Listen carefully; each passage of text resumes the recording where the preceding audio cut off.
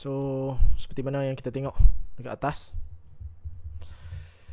Liverpool 0, PSG 2. Nak kata mengejutkan tak juga, sebab inilah level Liverpool sekarang.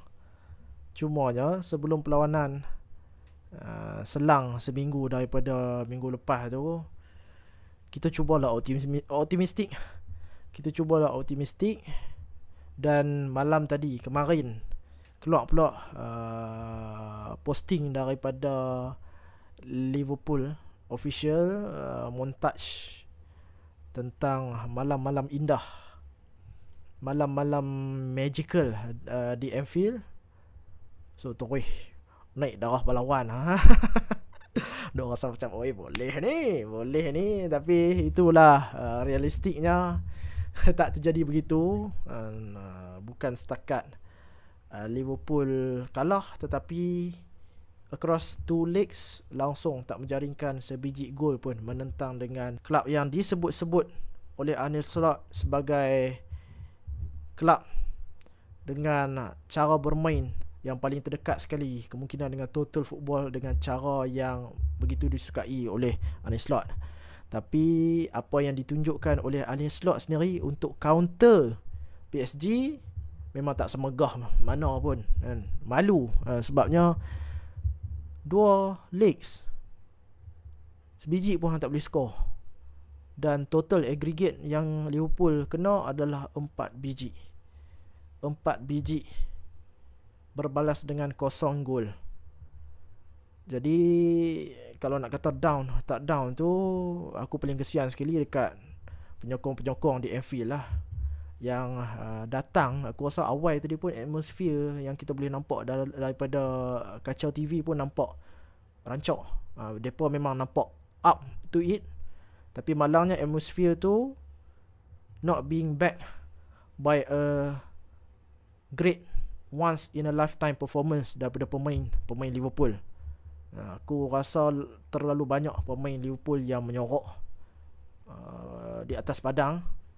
Dan of course, first kali aku rasa bagaimana Liverpool boleh bermain seteruk tu pada first half tu, first kali tentang line up masa keluar tu pun terkejut juga sebetulnya. Sebabnya selepas daripada apa yang ditunjukkan oleh Mohamed Salah dan juga Rio Nguboma, man of the match bagiku dalam perlawanan menentang dengan Fulham baru-baru ni, aku expect yang kedua-dua pemain ni akan bermain sebagai wing kiri dan kanan, kemudiannya diapit oleh Alexander Isak di tengah ataupun Hugo Ekitike. Tapi Isak kita tahu yang Isak kemungkinan dia tak boleh main lama. Jadi aku expect yang pada awalnya kemungkinan Ekitike lah akan start. Tapi apa yang berlaku adalah Liverpool bermain tanpa pure winger.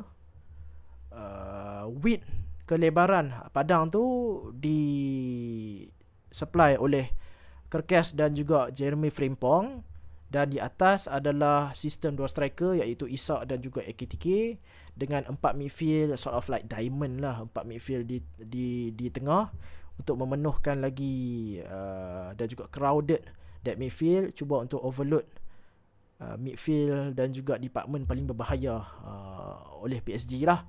Tapi apa yang berlaku ialah aku rasa sistem yang memerlukan fullback untuk bombing naik atas ni, dia perlukan juga stability, dia perlukan juga IQ yang tinggi, dia perlukan juga tenaga yang banyak daripada kedua-dua fullback ni. Dan aku sangat-sangat kecewa dengan performance daripada kedua-dua fullback lah. Kerkes banyak kali dia dapat, aku rasa dia tak boleh settle down daripada awal lagi. Sebenarnya first touch yang dia buat pun dalam perlawanan tu adalah satu clearance, dan kebanyakan clearance tu apabila dia contohnya dia dapat bola daripada tepi, daripada Konate, daripada Van Dijk, apa yang dia cuba buat apabila dia cuba nak sort badan dia tu, nak buka sikit, nak opening up his body untuk pass ke depan, tapi mudah kena block sebabnya memakan masa yang terlalu lama. Dan benda tu aku rasa masih lagi terjadi walaupun dah satu musim dah kita nampak Kerkes main dengan Liverpool. Di sebelah kanan pula, di sebelah fullback kanan pula, Jeremy Frimpong Selain daripada melepaskan bola yang terlalu banyak, tandukan yang dia buat pun aku rasa tak apa-apa. Tapi juga daripada segi defensif, apabila dia bombat naik atas, bahagian kanan tu memang terjadi sangat-sangat lopong. Konate juga orang yang cuba untuk neutralkan dia punya bombardment naik atas tu, dia juga lebih ke atas. Itu membuatkan banyak kali Liverpool being sliced apart. Tapi aku rasa taklah selevel seperti mana hari itulah menentang dengan PSG di Parc des Princes. Kurang sikit, tetapi masih lagi dalam kuantiti yang aku rasakan. Kemungkinan first half pun dah Liverpool dah dead and buried lah. So chance terbaik Liverpool jatuh apabila injury berlaku kepada Ekitike dan digantikan oleh Mohamed Salah. First touch dia tu, dia bagi satu bola servis yang cukup-cukup baik, hantar kepada far post. Tandukan daripada far post tu kena dekat keeper, ada scramble around that 6-yard box, dan Van Dijk terlambat untuk quiz bola tu masuk ke dalam gol. Aku rasa moment tu adalah moment yang penting lah aku rasa. Sebabnya kemungkinan bila dapat gol tu, sebab momentum Liverpool agak cantik masa tu, kemungkinan Liverpool boleh push lagi untuk dapatkan gol kedua. Tapi once gol tu yang sepatutnya masuk tak masuk, itu end up akan memakan Liverpool lah. Sebabnya kita tahu keseluruhan musim ni apa yang ditunjukkan oleh Liverpool adalah Liverpool tak boleh sustain energi dengan banyak sampai ke hujung-hujung perlawanan, sampai ke minit 70, 80, 90. Jadi first half adalah peluang yang besar yang sepatutnya Liverpool dapatkan, dan Liverpool tak buat benda tu.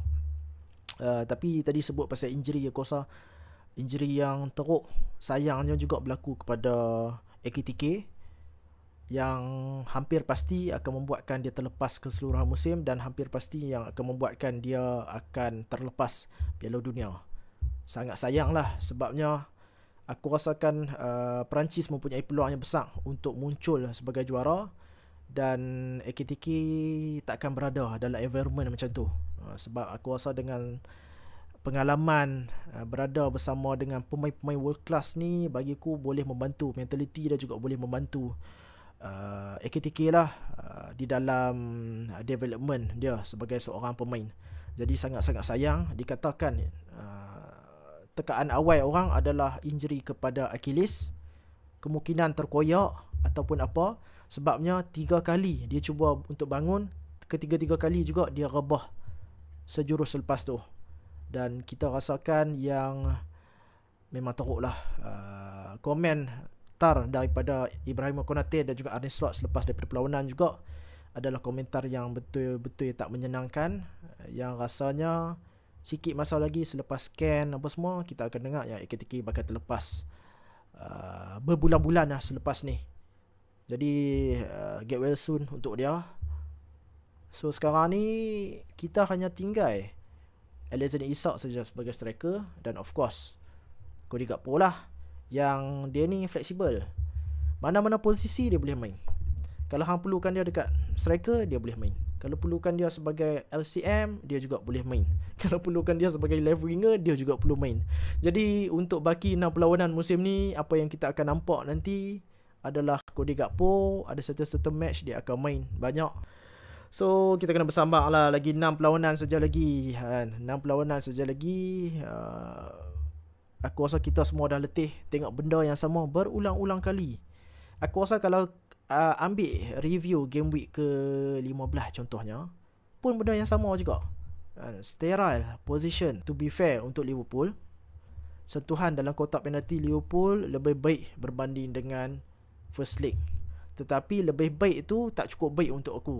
Sebabnya masuk ke dalam kotak penalti, tapi tak ada apa pun yang ditunjukkan oleh Liverpool, yang rasa macam goalkeeper Paris iaitu Safonos, aku rasa kemungkinan across 2 legs dia tak ada game yang lebih mudah berbanding dengan game ni. Sebab nampak macam Liverpool tak ada langsung buat attempt dekat dia, yang rasa macam bahaya ni. Rasa secure lah sepanjang 180 minit.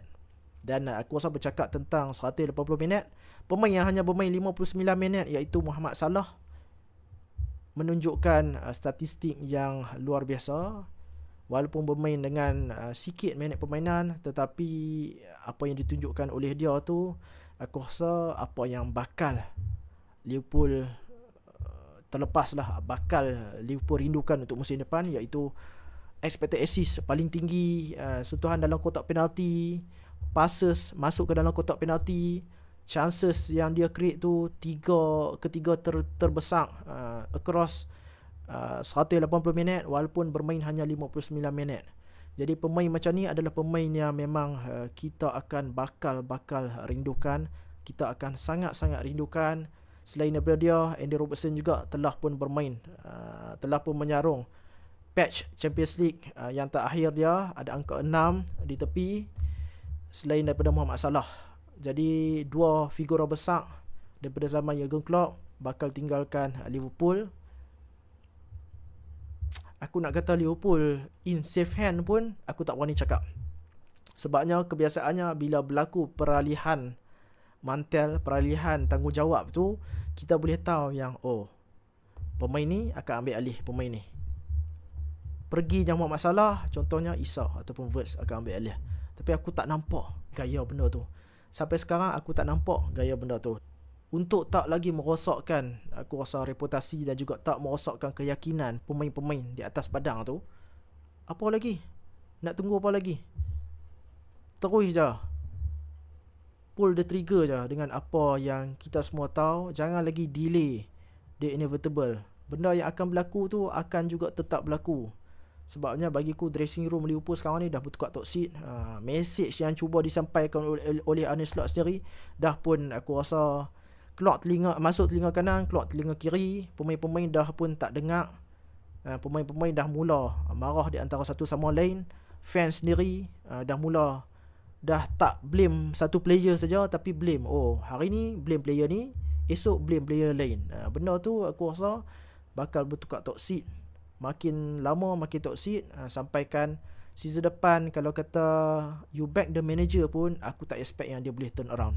Sebab jangan once Liverpool kalah ataupun once Liverpool dah drop point, kemudiannya diiringi lagi dengan form yang tak begitu baik, bunyi-bunyi itu akan mula keluar balik.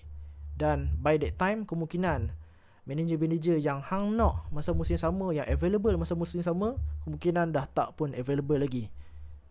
Xabi Alonso contohnya, Hunes ke apa ke, tak kisah, Andoni Iraola ke, tak kisah, dia pun announce yang dia akan tinggalkan Bournemouth hujung musim ni. Tapi siapa-siapa pun manager kebiasaannya dia malah lah nak tukar job, nak tukar environment semasa tengah-tengah musim.